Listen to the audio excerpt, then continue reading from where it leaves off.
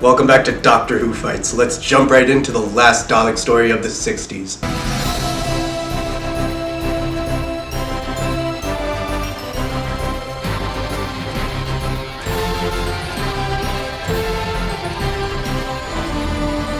It's really nice seeing the Doctor teaching the Daleks such ideas such as friendship and mercy. Jamie has to go on this rescue mission for Victoria, and that whole internal conflict really adds to the human element that they give to the Daleks. He has to basically physically and morally navigate himself around the opposition, which is this character like the one in Tomb of the Cybermen. They even had Jamie and the Doctor name drop Power of the Daleks a couple of times, which made me go, yeah. When they teleport everyone to Skaro, that moment where the Doctor pushes the imposter Dalek off of the cliff, that caught me off guard.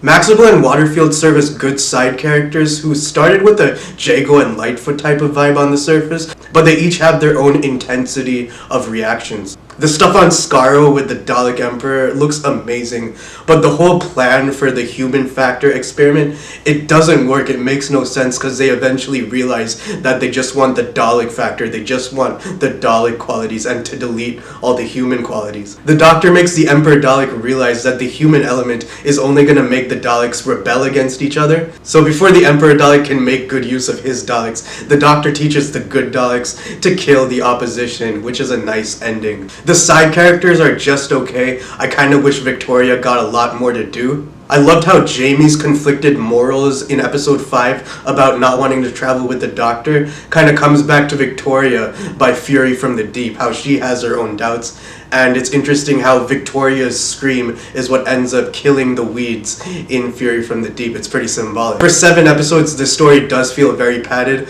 I would say The Invasion is the best example of an 8-part story that utilizes all of its parts to its full potential. So which one do I like more, Power of the Daleks or Evil? That is a very hard question that I can't wrap my mind around in the past week since I thought of this video. Power has more of that 60s horror vibe, and the dialogue does give the impression that it is trying more. The way Lesterson tries to rebuild the Daleks, figuring out how to maneuver it. The Daleks are pretending to be servants just like they are in Victory. The story doesn't feel as padded because there feels like there's more development for the side characters in this world building. How they're trying to win a revolution with Dalek weapons, and the stuff with multiple Daleks, those shots always look great. But I enjoy the fun, human, epic lore building that Evil also brings. Now let's talk about Smile, Series 10. A bunch of robots that speak through emoji are waiting for a human population, and if those people feel any intense emotion other than happiness, then they kill them and feed them as fertilizer to the gardens.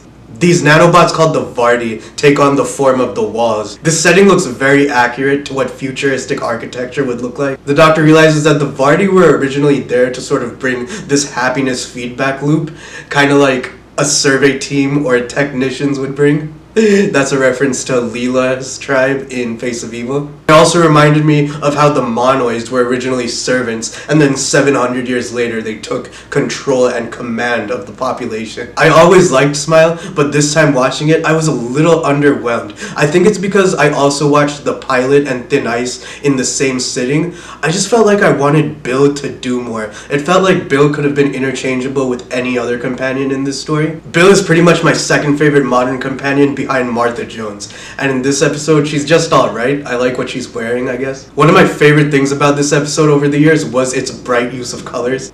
Just like what I loved about rewatching Time Heist recently, such a diverse color palette, especially blues, yellows, and greens.